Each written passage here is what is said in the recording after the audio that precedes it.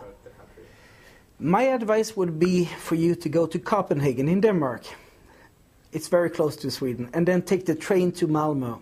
And then you start your journey in the south of Sweden.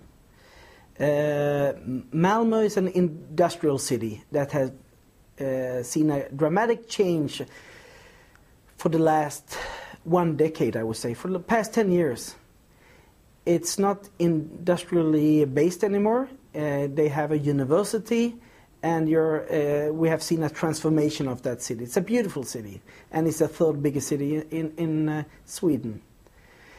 When you're in Malmö, you're only 19 minutes away from Copenhagen, and you're only 10 minutes away from Lund, where I have lived and where I have studied. And there you will find a university that is 500 years old. And you have 35,000 students in that city, and there's only 90,000 residents. So it's basically the composition of the population is very interesting, because everything is focused around a university. And the first thing you will see when you come to Lund is the cathedral, which was built in 1103, and it's massive and it's very impressive. You won't find it very different from Canada. On the surface, it's very similar. The climate is basically the same. It's a very clean country. It's very well organized.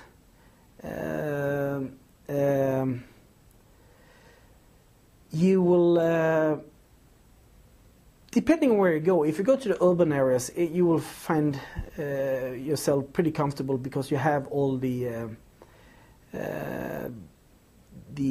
stores that you recognize from North America. You have a lot of people that are bilingual. They know how to talk to you in English, and so on the surface there's not a lot of differences. When it comes to the social system, if you would start to investigate that, you will find a lot of differences. Also, the healthcare system is quite similar, but the difference is that in Sweden you would charge the patients between $12 and $15 for every visit, which is extremely interesting, because I have talked to a lot of doctors here in Canada, and they talk about an abuse of the system. People going to see their doctor just because of for any reason. While that's not exactly the same case in Sweden. Maybe because you have to pay $10, $15, and that's pretty interesting component, because many times we hear comparisons between Canada and Sweden, and there's rumors that Canada copied the Swedish healthcare system in the 60s. I'm not sure if that's the truth, but that's what I've heard. It's very easy to travel in Sweden. It's extremely cheap to go by plane. If you want to go from Malmö, for example, to Stockholm, which is the capital, it will take you 50 minutes, and it will cost you, if you get a well-priced ticket, it will cost you about $55, $60 Canadian dollars. No taxes. And that's another thing. When you go to a store in Sweden or anywhere else in Europe, you don't pay tax. It's included in the price. So you don't have to pay that annoying extra for everything. Also, as a Canadian tourist, you would have to eat. And you don't tip the waiters the same way you do here. You don't give them 15 or 20% in tip. Basically, the waiter would probably give you, it would tell you that you gave too much money. But here, we are used to it. And because the waiters, they have a minimum wage, which is fairly decent in Sweden. So the tipping culture is different, because if you would give 20% of what you have paid for, it would be outrageous. It never happens unless you're extremely satisfied. So that's a big difference.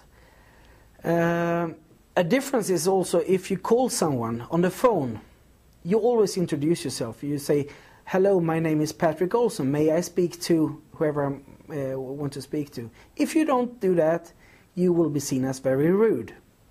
And I still get upset every time I answer the phone and people, they don't introduce themselves. I find that extremely rude, because My reaction is to ask them who the hell they are, especially when you have a lot of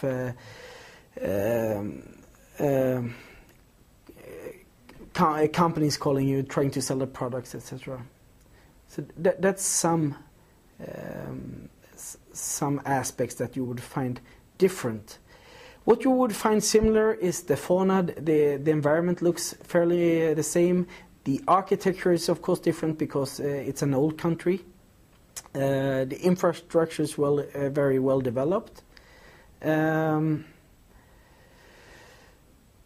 Also, it's very easy to get from one place to the other and not having to pay too much money. But just as Canada, Sweden is a sparsely populated country. So you have a lot of people living in the south, where you have the industry, where you have universities, service sector, etc. While if you go up north, it's completely different. And since I'm from the south, I can't really talk about the north, but it's fairly similar to Canada.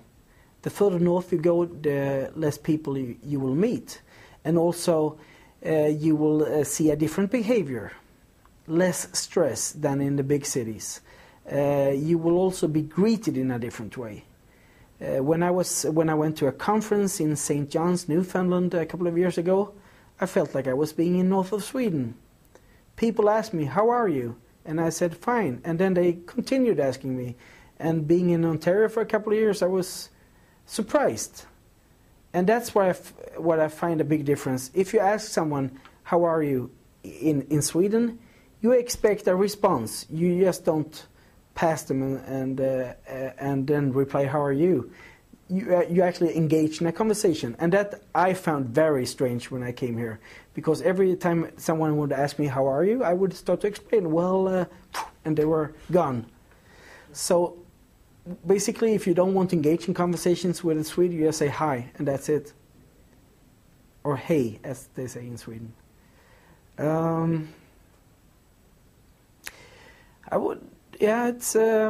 Some people find Swedes pretty reserved or shy, and I guess that's depends on if you live in an urban community or a rural community. But the Swedes in general, if you may generalize, they're pretty reserved people. Not very loud. If you go to the beach, and you have white sandy beaches in Sweden,